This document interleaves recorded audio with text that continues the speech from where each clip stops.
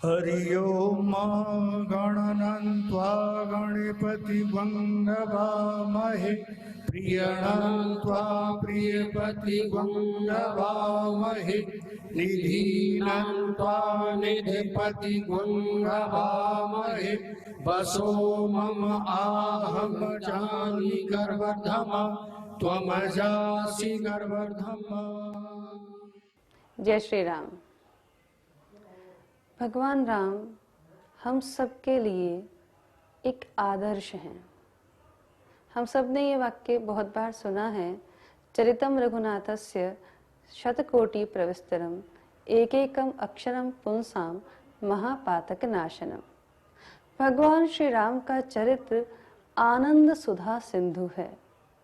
इसमें जो एक बार अवगाहन करता है वो अमृत प्राप्त करके ही रहता है। हमारे पुराणों ने ईश्वर के चरित्र को नित्य बताया है। नित्य यानी जिसका कभी भी क्षय नहीं होता। भगवान का नाम नित्य है, भगवान का रूप नित्य है, भगवान की लीलाएं नित्य हैं और उनका धाम नित्य है।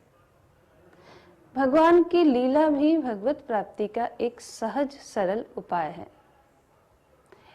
जब मानव इस धरती पर आता है तो उसकी स्वाभाविक वृत्ति है कि वो आनंद प्राप्त करे, मोह का क्षय हो जाए, उसे मोक्ष मिल जाए, वो माया के जंजाल से मुक्त हो जाए। इसी के लिए वो धर्म का संचय करता है, अपना निर्दिष्ट कर्म करता है, अपनी कामनाओं की पूर्ति करता है और फिर मोक्ष के साधनों के प्रति आकर्षित होता है। उसके लिए वो भगवान का नाम लेता है, विविध तीर्थों पर जाकर उनका दर्शन करता है, उनके धाम में रहकर तपस्या करता है और इसके साथ साथ उनकी लीलाओं का दर्शन करता है।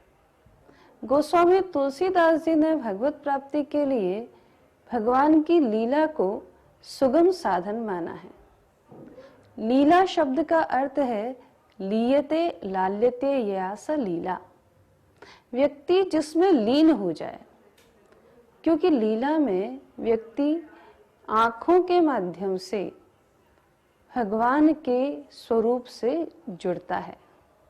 हमारे सामने स्वरूप सरकार विराजमान होते हैं, हम उनका दर्शन करते हैं और वो लीलाएं हमारे नेत्रों के माध्यम से हमारे भीतर जाकर हमारे हृदय में जो भी इस काल का कल्मश है, पाप है, उसका विनाश करती हैं। माया का पर्दा हटता है और हमें ईश्वर का साक्षात्कार होता है। तो लीयते जिसमें व्यक्ति लीन हो जाता है और लाल्यते जिससे उसका पोषण होता है। देखने को तो हम दृश्य जगत में कई नाटक, नौटंकी, फिल्म इत्यादि देखते हैं। लीन व्यक्ति उसमें भी होता है, लेकिन उस लीला में पोषण का गुण नहीं है।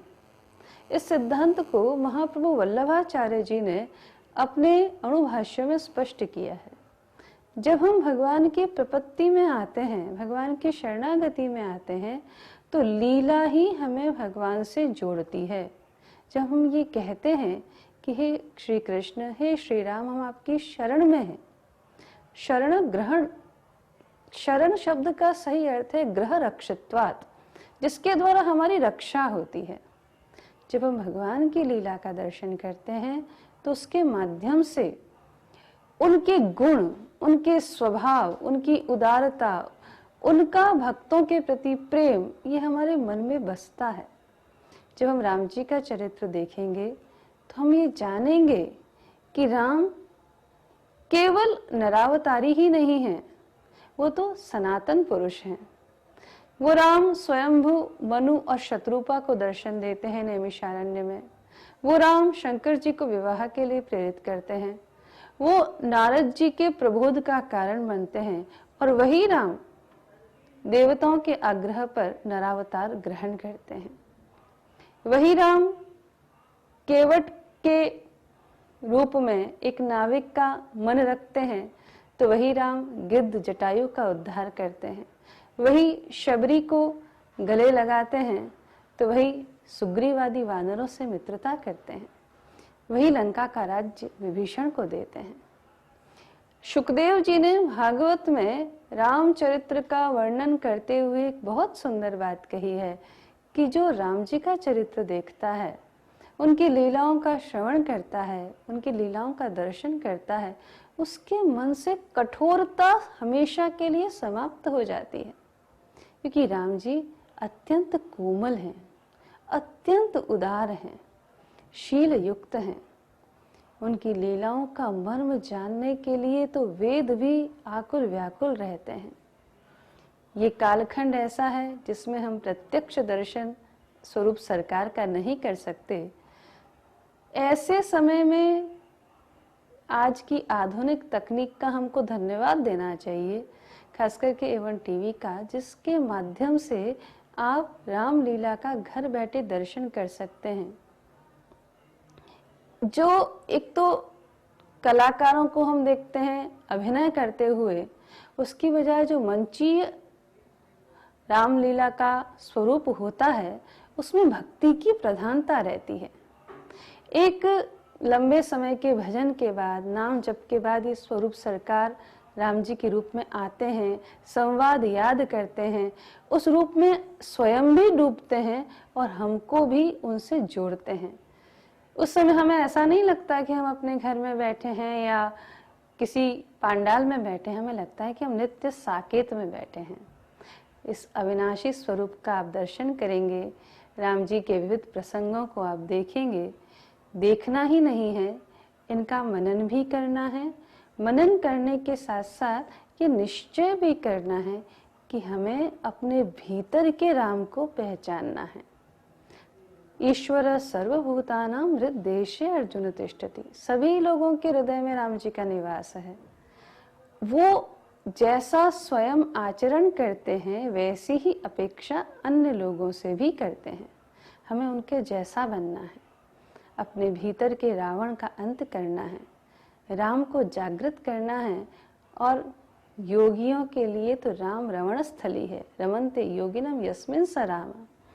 तो ऐसे राम के साथ हम रमण करें, सदैव आनंदित रहें, निरामय जीवन जिएं और सभी लोग मन से, तन से, धन से प्रसन्न और समृद्ध रहें, ऐसी ही हम कामना करते हैं। जय श्री राम।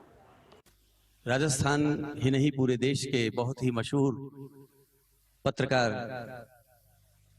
एवन टीवी के चैनल हेड श्रीमान अनिल लोढ़ा जी, हमारे बीच मुख्य अतिथि तौलानी साहब अपने व्यस्त समय में से समय निकालकर हमारे बीच पधारे, अलवर को एक अनुपम भेंट दी। एक स्टेज और एक ऑडिटोरियम, एक कैफेटेरिया जिसके लिए लोग तरसते हैं। अलवर में ये व्यवस्था आपके सौजन्य से हुई और मैं समझता हूं कि अलवर में जो बाबा भर्तृहरि की तपोभूमि है, ऋषियों की धरती है, ये हमारे लिए सौभाग्य की बात है कि इस रंगमंच पर भगवान श्री राम की लीला का मंचन होगा, बाबा भर्तृहरि के नाटक का मंचन होगा। मैंने आग्रह किया था तोलानी साहब से, जैसा कि हम सब जानते हैं कि 2 साल कोरोना काल के कारण देश में अधिकांश जगह, संसार भर में रामलीलाएं नहीं हो पाई। हमारे चैनल हेड श्रद्धेय अनिल लोढ़ा जी का कि उन्होंने चैनल पर प्रतिदिन 1 घंटे और 3 बार उसके रिपीट टेलीकास्ट की व्यवस्था एवन टीवी पर पिछले साल की। पिछले साल जैन ऑडिटोरियम में शूटिंग थी, उनका भी बड़ा सहयोग रहा। इस बार तौलानी साहब से रिक्वेस्ट की, इन्होंने ये जगह हमें उपलब्ध कराई। हम आपका बहुत बहुत आभार व्यक्त करते हैं, आपको बहुत बहुत धन्यवाद देते हैं कि इस पुनीत कार्य में, जो कि अलवर रंगमंच के क्षेत्र में, पत्रकारिता के क्षेत्र में, बहुत आजादी की लड़ाई के क्षेत्र में, जैसा कि हम सब जानते हैं, मैं इस पवित्र मौके पर श्रद्धेय हारूमल जी तौलानी साहब को, संघर्षशील व्यक्तित्व को याद किए बगैर रह नहीं सकता हूं। नमन करता हूं कि वो हमारे बीच में एक ऐसी कृति छोड़कर गए हैं जो उनकी इस परंपरा को, अच्छाई की परंपरा को अभी भी न केवल जिंदा रखे हुए हैं बल्कि उसे पोषित कर रहे हैं, पल्लवित कर रहे हैं। मैं बहुत आदर के साथ आमंत्रित करना चाहूंगा हमारे आज के मुख्य अतिथि, हमारे बड़े भाई श्रद्धेय तौलानी साहब को कि दो शब्द। आदरणीय दोस्तों, सबसे पहले लोढ़ा साहब का स्वागत करता हूं। आए हैं कि आप जैसे लोग भी हमारे को आशीर्वाद देंगे। आशीर्वाद से ये नहीं मतलब है कि बड़े ही आशीर्वाद देते हैं, आपका इकट्ठा रहना वो अपने आप में आशीर्वाद है हमारे लिए। और जिसकी वजह से आप लोगों का सहयोग है, बातें हैं, और यही जगह अगर इसी नाम से, इस तरह से अगर थोड़ा सा माइलस्टोन की तरह हो जाए तो मेरे को इससे ज्यादा खुशी कहीं नहीं मिलेगी कि हमने अपने पिताजी की यादगार में अगर ये हमने स्मारक बनाने की कोशिश की है तो उसमें आपके सहयोग से, आपके आशीर्वाद से कामयाबी मिलेगी। इसके लिए मैं आप सबका बहुत बहुत धन्यवाद देता हूं। बहुत आदर के साथ बड़े भाई साहब को आमंत्रित कर रहा हूं, आवाज दे रहा हूं, हम बच्चों को आशीर्वाद दें। पधारें श्रीमान Anil Lodha ji, channel head A1 TV. Dushyant Kumar का एक शेर पढ़ा था मैंने आज की 30 साल पहले। नहीं घुमाया जा सकता खिड़की को चाहे जिस तरफ, इसलिए मैं मकान की छत पर खड़ा हूं। मकान की छत पर यह सुविधा होती है कि आप चारों तरफ का नजारा देख सकते हो। मुझे लगता है कि मकान की छत पर खड़ा होना यानी पत्रकारिता करना, इसमें चारों तरफ देखने की सुविधा है, देखने का अधिकार है, देखने का कर्तव्य है। तो हम सिर्फ अपना दायित्व निभा रहे हैं चैनल का होने के बाद भी, जहां सुबह से शाम तक पूरे चैनल हिंदुस्तान भर के एक मसला सुबह पकड़ लेते हैं, रात तक उसका चित्रान्वेषण करते हैं और लोगों के कपड़े उतारने में गर्व महसूस करते हैं। मैं बहुत दुखद क्षणों में ये बात कह रहा हूं कि आप सब चैनल देखते होंगे, बहुत सारे लोग तो कहते हैं हमने देखना ही बंद कर दिया आजकल टीवी। तो मुझे बड़ा दुख होता है। वहां हमारा एकमात्र चैनल है पूरे हिंदुस्तान में जिसने महाश्रमण जी के प्रवचन हो रहे हैं भिलवाड़ा में, रोज आधा घंटे सुबह लाइव टेलीकास्ट करते हैं, रात को रिपीट करते हैं। शंकराचार्य पुरी के हैं, उनकी गुरु पूर्णिमा हुई, हम खुद श्याम जी के साथ पुरी गए, पुरी के मठ से हमने लाइव किया। पिछले साल हमने ये जो रामलीला है पूरी 21 दिन तक दिखाई। मेरा मानना है कि अखबार और चैनल फूलों का गुलदस्ता पेश करते हैं अपने दर्शक और पाठक को। इस गुलदस्ते में सभी रंगों के फूल होने चाहिए, सभी तरह की खुशबू होनी चाहिए और थोड़े थोड़े कांटे भी होने चाहिए जो फूलों के साथ होते हैं, ताकि समाज को हकीकत से रूबरू भी कराएं और एक खुशबू भी फैलाएं। ये खुशबू फैलाने का उपक्रम है रामलीला।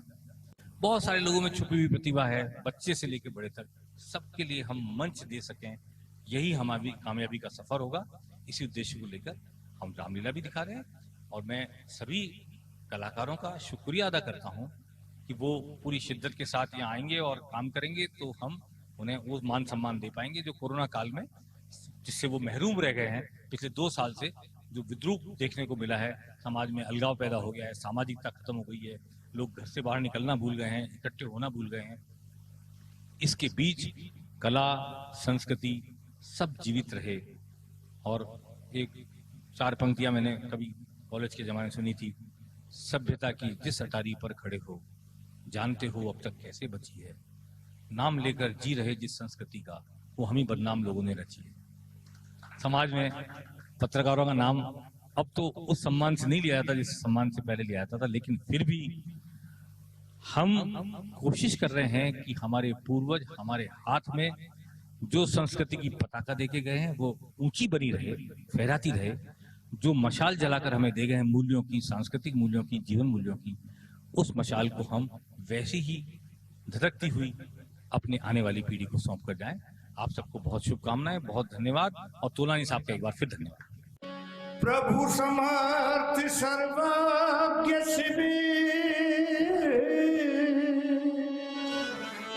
सकल कला गुण धाम, जोग ज्ञान वैराग्य निधि प्रणति कल्प करुणा जो मोह पर प्रसन्न सुख राशि, जो मोह पर प्रसन्न सुख राशि, जानहि सत्य मोहने जिदासी। तो प्रभु हरहु मोर अज्ञाना, तो प्रभु हरहु मोर अज्ञाना।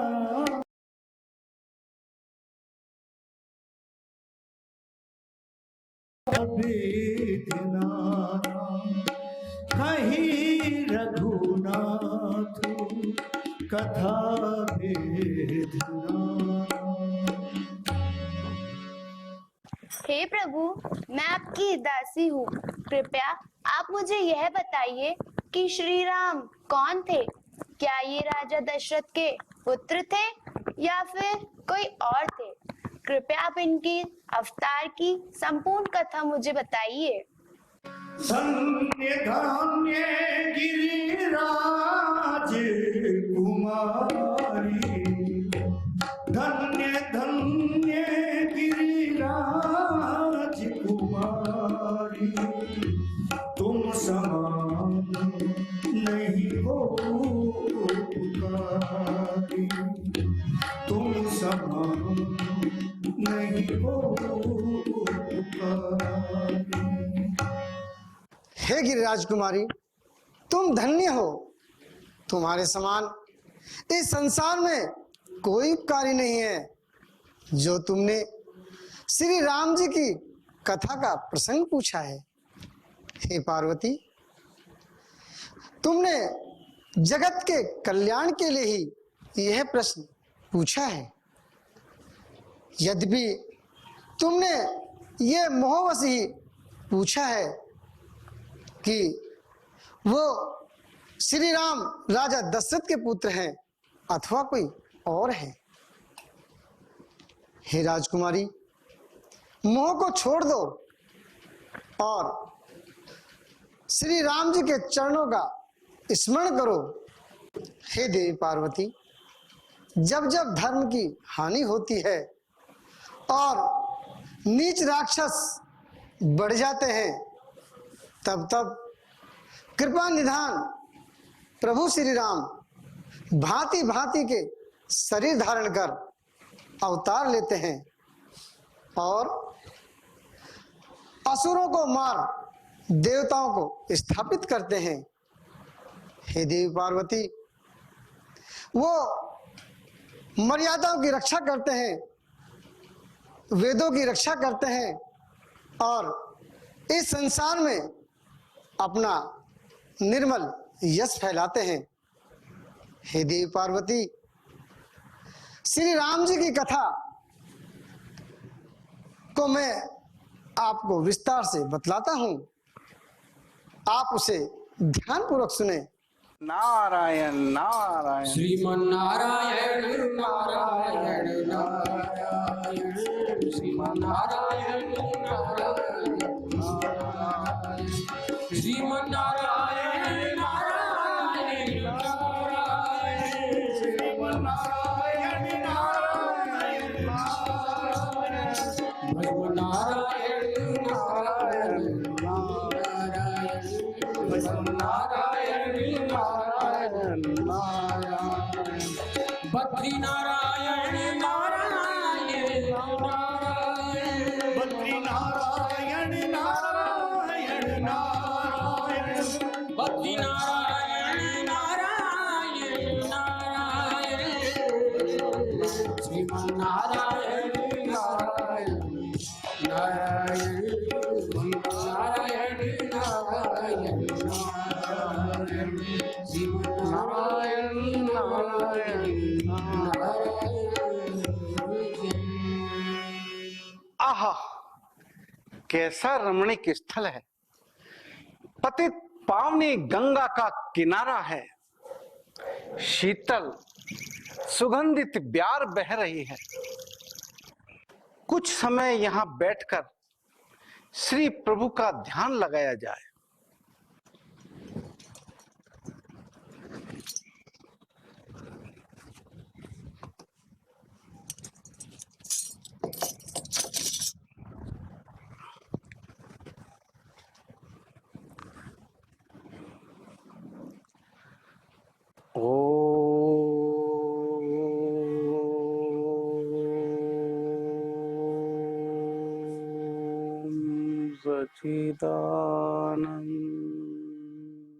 देवलोक का राजा हूं, इंद्र है मेरा नाम। आज सभा क्या खिल रही है? ये अष्टधातु से निर्मित मेरा सिंहासन क्यों डगमगा रहा है? प्रहरी जी महाराज। आप जाएं और इसका पता लगा कर आए। जैसे आज्ञा महाराज।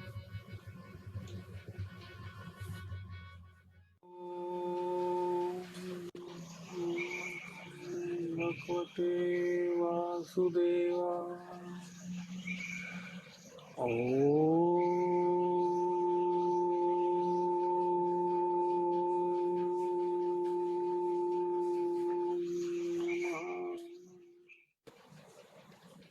महाराज देवराज इंद्र की जय हो।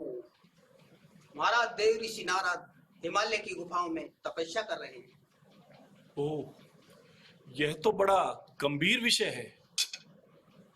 हो सकता है देव ऋषि नारद हमारा सिंहासन प्राप्त करने के लिए तपस्या कर रहे हैं। हमें कुछ उपाय करना चाहिए। प्रहरी, आप जाएं और हमारे मित्र कामदेव को बुलाकर लाएं। जैसी आज्ञा महाराज।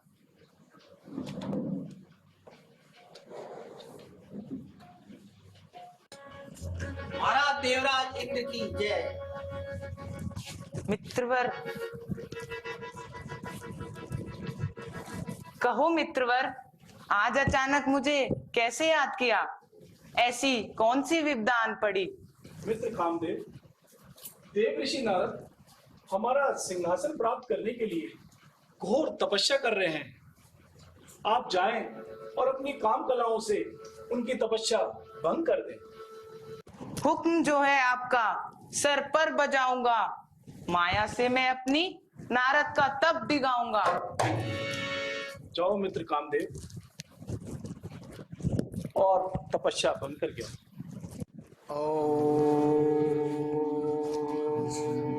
नमः भगवते वासुदेवाय। हम अभी अपनी माया द्वारा इनकी तपस्या भंग कर देते हैं।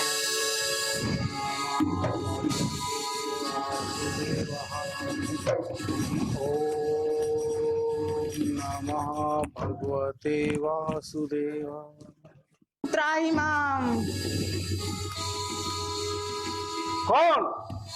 कामदेव, तुम यहाँ कैसे? क्षमा करें मुनिराज, मुझे देवराज इंद्र ने आपकी तपस्या भंग करने के लिए भेजा है। आपकी तपस्या से उनका सिंहासन हिल उठा। उनका ये कहना है कि आप ये तपस्या उनके इंद्रासन प्राप्त करने के लिए कर रहे हैं। ऐसा उनका अनुमान है। क्षमा करें नाथ, क्षमा करें। कामदेव, जाओ, हमने तुम्हें क्षमा किया, किंतु अपने मित्र इंद्र से कहना कि हम सन्यासियों के लिए एक इंद्रासन तो क्या 100 इंद्रासन भी तुच्छ है। क्षमा करें नाथ, क्षमा करें। किंतु कामदेव, उनसे कहना कि कभी किसी सन्यासी की तपस्या को भंग करने का दुस्साहस नहीं करें। क्षमा करें नाथ, क्षमा करें। आज मैंने अपने तपोबल से कामदेव को जीत लिया है।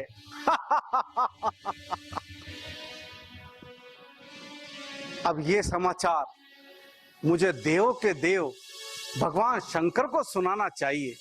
वो अति प्रसन्न होंगे।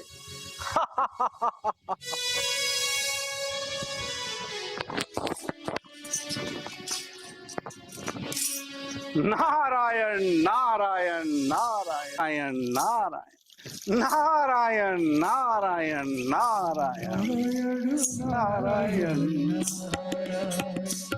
श्रीमन्नारायण नारायण हरे हरे, श्रीमन्नारायण नारायण हरे हरे, नारायण नारायण हरे हरे, श्रीमन्नारायण नारायण नारायण।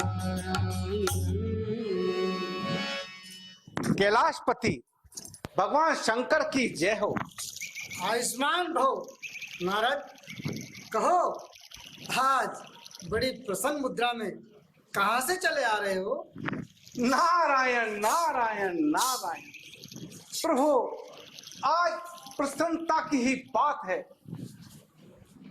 आज मैंने अपने तपोबल से कामदेव को जीत लिया है। प्रभु, कामदेव को जीत लिया है। नारायण नारायण नारायण। यह तो अच्छी बात है नारद। यह समाचार मुझसे तो कह दिया है, परंतु यह समाचार विष्णु लोक में जाकर भगवान विष्णु से मत कहना। यदि कभी जिक्र भी आ जाए तो भेद छुपाए रहना। यदि यह बात भगवान विष्णु से जाकर कह दी तो वो ना जाने तुम्हें क्या बना देंगे। इसलिए नारद, मेरी सलाह है, तुम इस बात को भगवान विष्णु से मत कहना। इसी में तुम्हारी भलाई है। अच्छा प्रभु, अब मुझको आज्ञा दीजिए। जाना चाहेंगे? जी प्रभु। जैसी आपकी इच्छा। प्रणाम। आयुष्मान।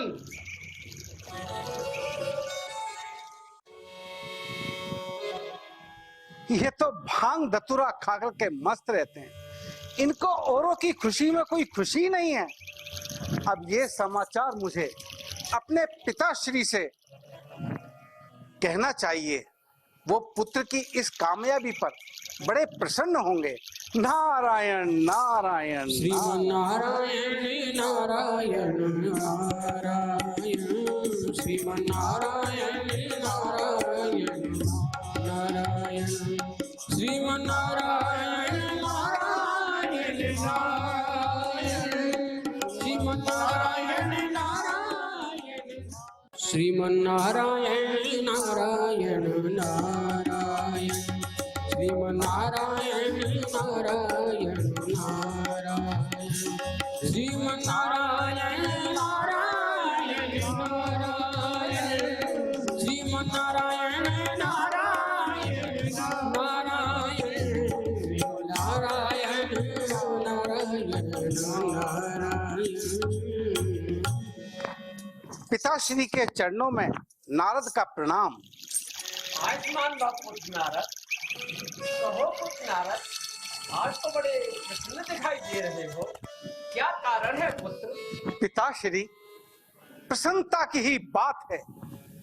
आज आपके पुत्र ने कामदेव को जीत लिया है। पिताश्री, कामदेव को जीत लिया है। नारायण नारायण नारायण। पुत्र नारद, ये बात तुमने मुझसे तो कह दी, किंतु ये बात विष्णु लोक में जाकर विष्णु भगवान से मत कहना, अन्यथा आपको पछताना पड़ेगा पुत्र नारद, क्योंकि भगवान विष्णु घर को चूर करने वाले हैं। अच्छा पिताश्री, अब मुझको आज्ञा दीजिए। जैसी आपकी इच्छा। नारायण नारायण नारायण। पिताश्री तो सठिया गए हैं। इनको अपने पुत्र की खुशी में भी खुशी नहीं है। अब ये समाचार मुझे मेरे परम हितैषी भगवान विष्णु को बताना चाहिए। वो अति प्रसन्न होंगे। नारायण नारायण नारायण। श्रीमन्नारायण नारायण नारायण, श्रीमन्नारायण नारायण नारायण, भजमन्नारायण नारायण नारायण, श्रीमन्नारायण नारायण हरे हरे, श्रीमन्नारायण नारायण नारायण, श्रीमन्नारायण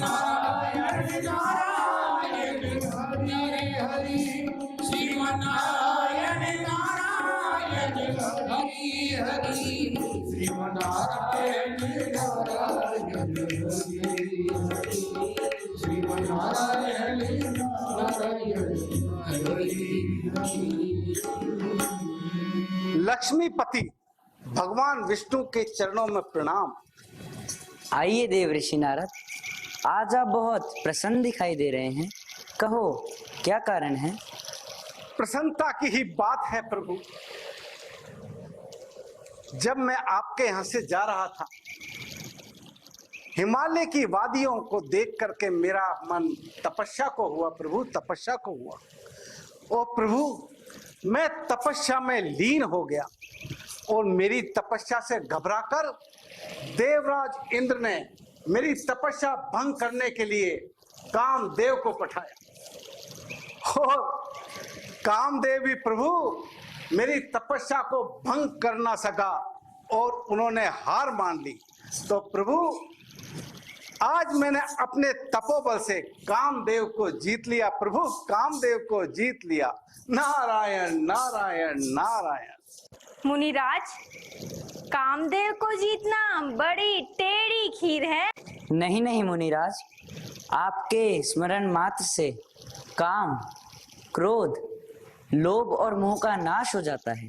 भला काम आपका क्या बिगाड़ सकता है? अच्छा मुनिराज, आप ये तो बताइए कि कामदेव को जीतते वक्त आपका ध्यान कहाँ था? ध्यान ध्यान तो देवी श्री चरणों में था। यदि ऐसा है तो काम जीत आप नहीं, भगवान हुए। नहीं नहीं मुनिराज, कामदेव को आपने ही जीता है। मुनिराज क्रोध से हो जाता, तप और त्याग घट रीता है। मैं कहता हूँ, हाँ अब मैं कहता हूँ, काम तुम्ही ने जीता है। मैं और तुम दो नहीं एक हैं। क्यों तुम पर छाप ताप की है जीत आपकी तो मेरी भी जीत आपकी है। नहीं नहीं स्वामी, कामजीत मुनिराज तो घाटे का व्यापार नहीं करते, ये तो केवल यश के अभिलाषी हैं। अच्छा प्रभु, अब मुझको आज्ञा दीजिए। जाएंगे? जी प्रभु। जैसी इच्छा। नारायण नारायण नारायण नारायण नारायण नारायण। आज मैंने जान लिया है कि नारद के हृदय में गर्व रूपी वृक्ष पैदा हो गया है। अब मैं उसे उखाड़कर समूल नष्ट कर दूंगा।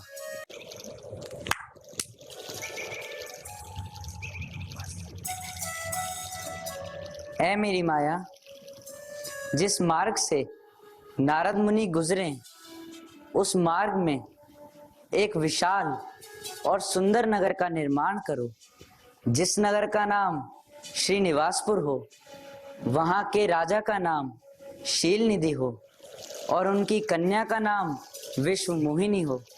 जाओ मेरी माया, जाओ। जो आज्ञा प्रभु। श्रीमन्नारायण नारायण हरि हरि श्रीमन्नारायण नारायण हरि श्रीमन्नारायण नारायण हरि हरि।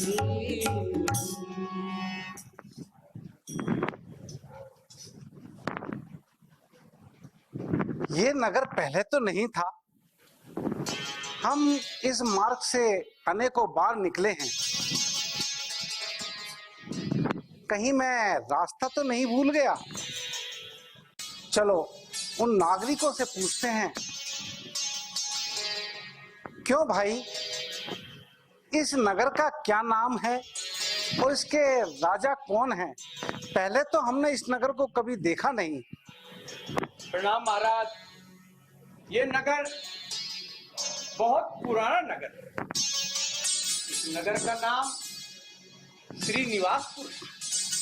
हमारे राजा का नाम शीलनिधि महाराज।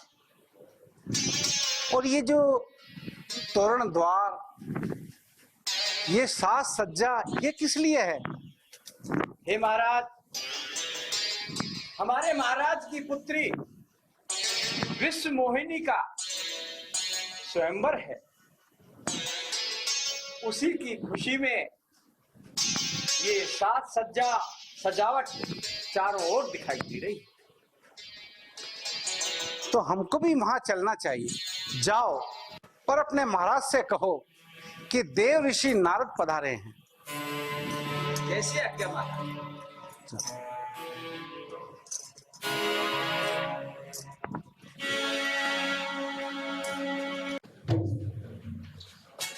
महाराज की जय जयकार हो।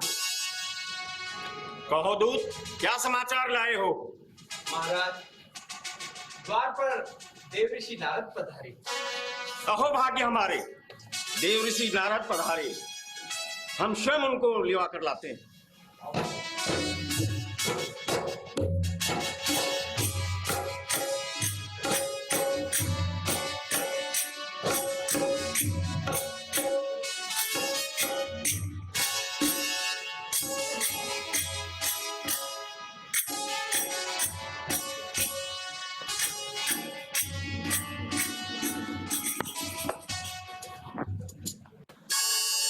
देव ऋषि के चरणों में शील निधि का प्रणाम स्वीकार हो।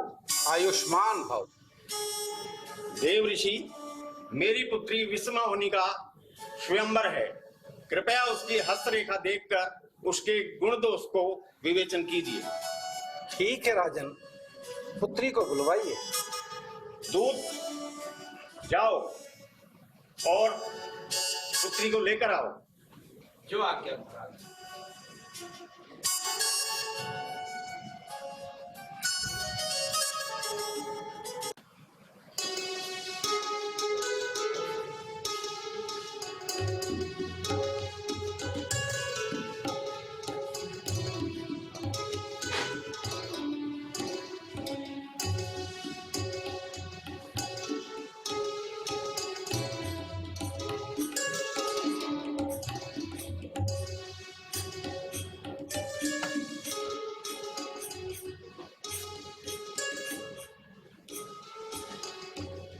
इस राजकुमारी की हस्तरेखाएं बड़ी विलक्षण है।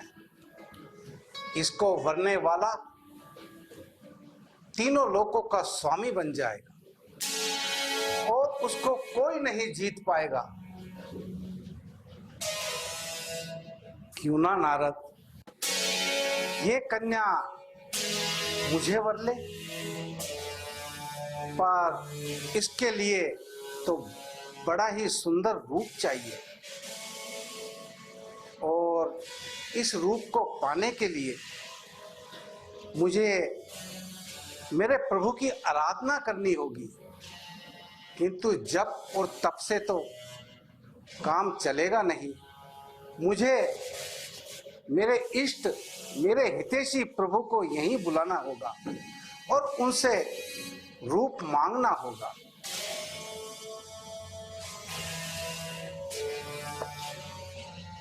राजन, आपकी कन्या बड़ी विलक्षण है और इसको वरने वाला कोई सौभाग्यशाली होगा। अच्छा राजन, अब मुझे आज्ञा दीजिए। कैसे?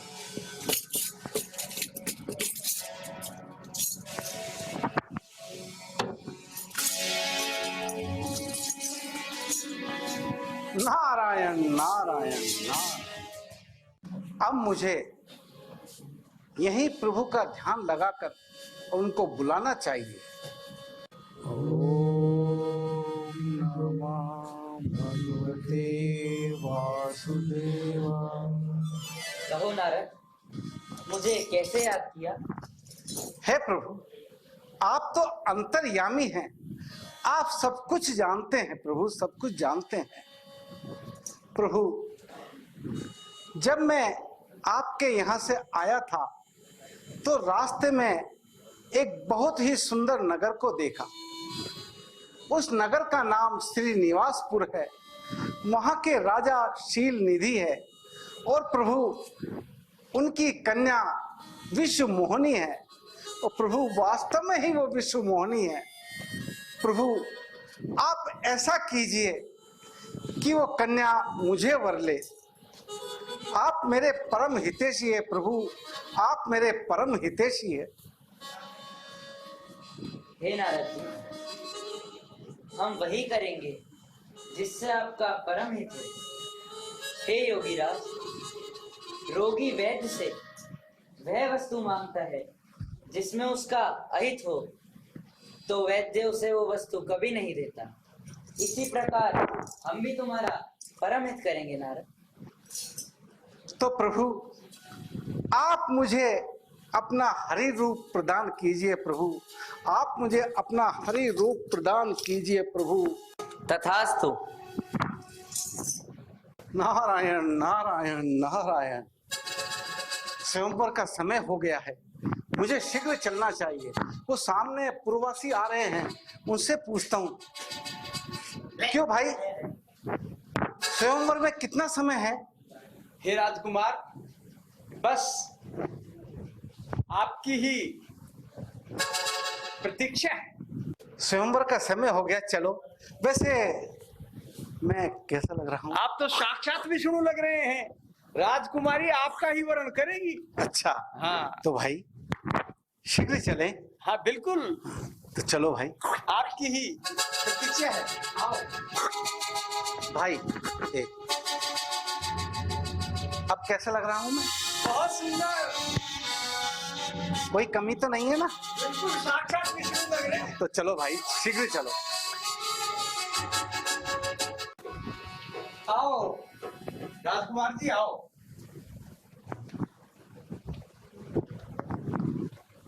आ जाओ, विराज।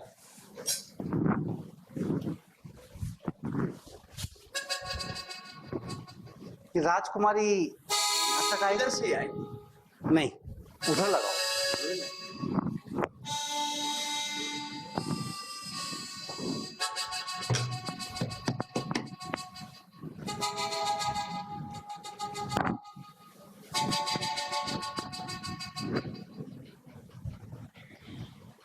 नहीं भाई, इसको वहीं लगाओ। राजकुमारी किधर से आएगी? इधर से आएंगे। इधर से आएगी तो वहां लगाओ, वहां लगाओ। सही।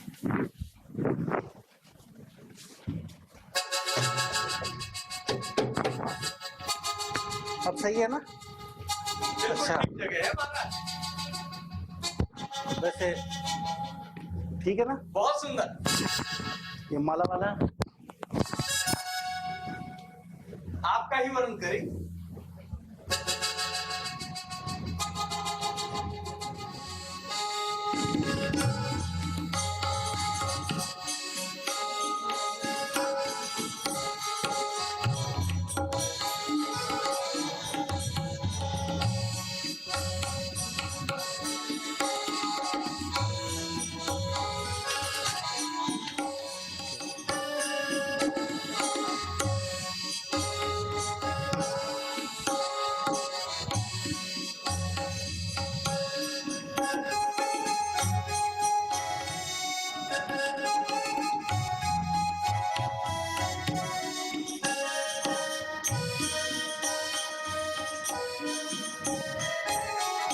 राजकुमारी कहाँ गई?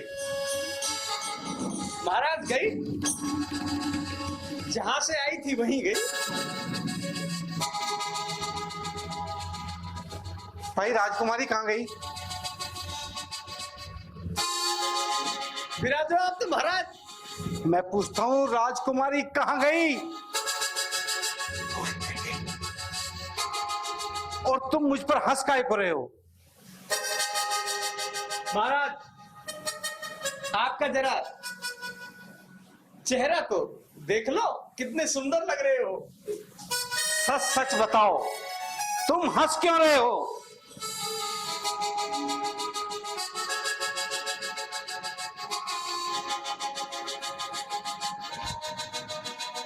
तुम बताओ।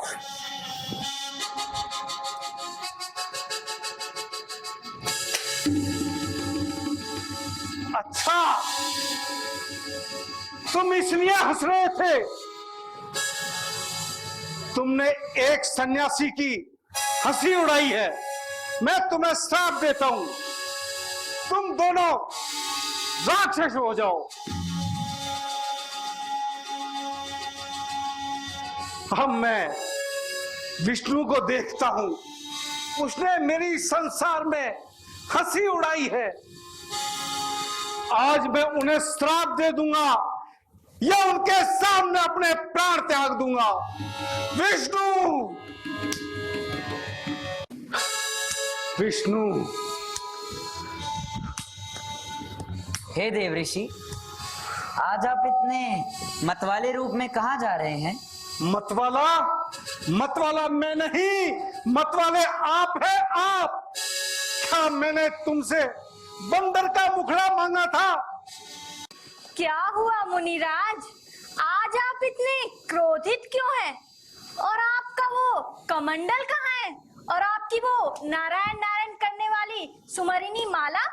बस देवी बस, शायद आपको इनका घमंड है, लेकिन मुनि के वार को ये भी नहीं रोक सकते। परम स्वतंत्र भावहि मनहि करहु तुम सोई। आप तो स्वतंत्र है, जो मन आता है वो कर डालते हो। भले को बुरा और बुरे को भला कर डालते हो। तुम देख नहीं सकते बढ़ता औरों की सिद्धि संपदा का है कूट कूट कर भरा हुआ छल विष और ईर्ष्या का। वो पागल है जो कहते हैं तुम समदर्शी हो परमार्थी हो, किंतु मैं कहता हूं तुम महाठग और स्वार्थी हो।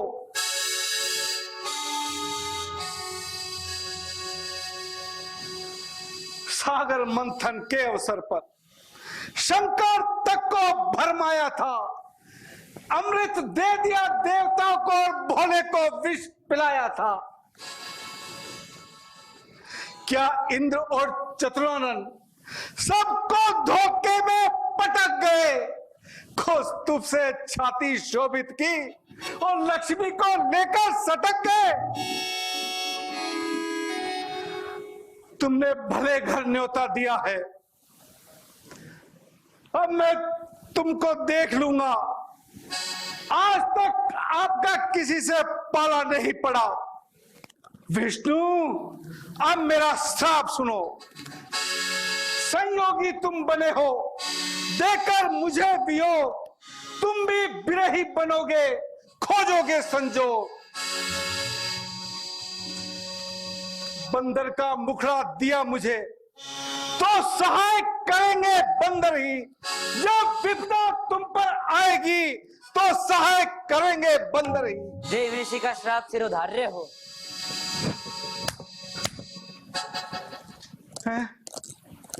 त्राहिमाम त्राहिमाम त्राहिमाम। मैंने ये क्या कर डाला? अपने प्रभु को श्राप दे दिया। मेरा श्राप मिथ्या हो, मिथ्या हो, मिथ्या हो प्रभु। हे नारद, उठो। ये जो कुछ भी हुआ है मेरी इच्छा से हुआ है। ये सब खेल मेरी माया द्वारा रचाया गया है। प्रभु, मैंने अज्ञानतावश ना जाने आपको क्या क्या कह दिया। प्रभु, प्रभु, मेरे ये पापों का प्रायश्चित कैसे होगा प्रभु? कैसे होगा? कैसे होगा? हे नारद जी, आप जाकर शंकर के सतनाम का जाप करो। मुझे शिव से प्रिय कोई नहीं है और अब मेरी माया तुम्हें कभी नहीं सताएगी। जो आज्ञा प्रभु। लक्ष्मीपति भगवान विष्णु की जय। नारायण नारायण नारायण नारायण नारायण नारायण। उठो गणों। उठो। हम तो शिव जी के गण हैं महाराज, हमारी गलती को क्षमा कीजिए महाराज। क्षमा कीजिए महाराज। देखो, जो श्राप दिया है वो मिथ्या नहीं हो सकता। आप राक्षस योनि में जन्म लेंगे और जब त्रेता युग में नारायण नरक में अवतार लेंगे तब वो राक्षसों का वध करेंगे और उसी समय आपकी मुक्ति होगी। अतः अब आप जाइए और राक्षस योनि को प्राप्त कीजिए।